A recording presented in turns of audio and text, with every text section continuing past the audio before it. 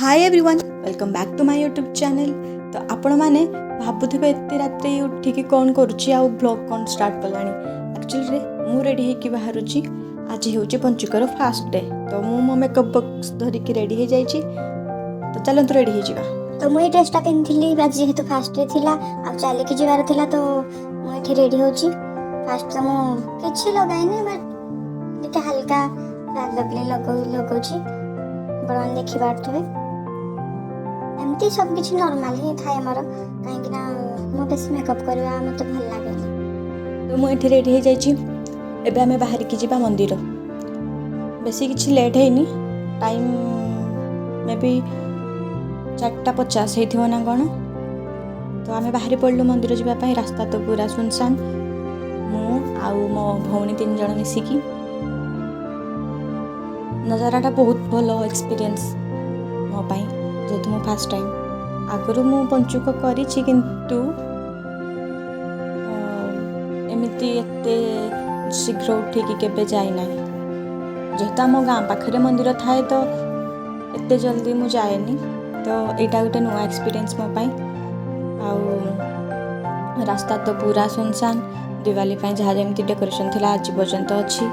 तो आम एमती जाऊ तो हठात जड़े गाड़ी रे महिला जड़े जाऊली तो से आमको डाकिले कहले कि तुम मैंने मंदिर जाऊच कि आज जब मंदिर जाऊच ताहले आस ड्रॉप करदेवी, जेहेतु मुझे से जाऊँगी। तो आम आ डेरी नक आम भी बसी पड़ू गाड़ी रे। तो ये जना पड़ा जे सतरे भगवान को आशीर्वाद आम उपर अच्छी। भगवान भी भाभी जे पिला गुड़ा एत सकाल एत कष्ट कौन करेंगे। तो से आमको साहाଯ୍य करने महिला को पठेले और सहित बसिकी आम मैंने मंदिर को गलु। जाऊ जाऊ मंदिर नजारा एमती सब बेसी लोक होना मे भी आगुरी पूजा करके जाई सारी जेहेतु आम चलो किसी ना। तो जाऊ जाऊ सर्वप्रथम आम मंदिर चारिपाख आग ओलैबू झाड़ू रे, तापर झाड़ू को धोईकी रखिबू। तो आपण मैंने जब टिपरी सिंह आसी ताले मंदिर को देखी साइड रे गोटे है छोट जूर ही कहती। तो मुझे आउटे दिन कर जेहेतु ओलै सारी थी मंदिर चारिपाख तो मुझे चलली मो झाड़ू को धोईकी रखीदेवाई। पानी बहुत ठंडा थिला। तो एमती आपण मैंने केमती कौन पंचुक पालन करती आपण मैंने प्लीज कमेंट रे जनइबे। कहीं मु प्राय 5 किंबा 6 वर्ष हो गला पंचुक करुच्ची। तो आम तो ये भाव में पंचुक पालन करें। आपण मैंने केमती करते आपण मैंने निहाती जनइबे। भगवान को पाखरे भोग लगे सारे बापरे आमे माने मंदिर चारिपाख टे बुलाबुली करूँ। तो सब चली थाए बहुत सुंदर लगी था कहीं पूजा अर्चना परिवेश धर्म मास बड़ आनंद भगवान सतरे आशीर्वाद रहा निहाती जरूरी। तो कार्तिक मास हूँ पवित्र मास, पुण्यर मास। आसरे कहते जे जदि आम मैंने भगवान को भक्ति रे लीन हो जिबा बा भगवान को भक्ति रे रहिबा ताहाले आमे पुण्य अर्जन करिबा।